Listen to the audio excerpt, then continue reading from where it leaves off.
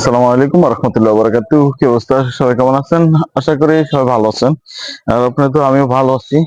আমি আজকে আসলাম আমার জীবনের যেই প্রতিষ্ঠানের শিক্ষা শেষ সমাপ্তি করছিল এই প্রতিষ্ঠানে। এটা হচ্ছে বড় শহীদ সরকারি কলেজ। আর এই বড় শহীদ সরকারি কলেজে দেখা গেছে যে আমি দীর্ঘ 3 বছর কিংবা 4 বছর যাবত এখান থেকেই আমার জীবনে শিক্ষা লাভ করি। তো এই বকুলতলাকে আমরা আমাদের ফ্রেন্ড সার্কেল এবং আমরা অনেকেই মিস করি।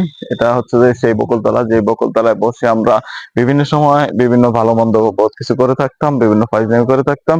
আর এটা হচ্ছে যে সেই শহীদ মিনার, যে শহীদ মিনারে বসে বসেই কিন্তু আমরা বিভিন্ন লোক এবং বিভিন্ন গার্ডিয়ান বিভিন্ন কিছু নিয়ে টিজ করতাম।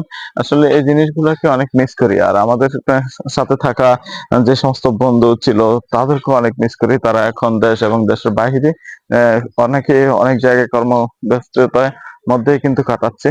তো আমিও আসলে দেশের বাইরে থাকতাম। তো দেশে যেহেতু আসলাম, ভাবলাম যে প্রিয় প্রতিষ্ঠানটা একটু ঘুরে দেখি। তো প্রিয় প্রতিষ্ঠানটা ঘুরে দেখার জন্যই কিন্তু আজকে এখানে আসা।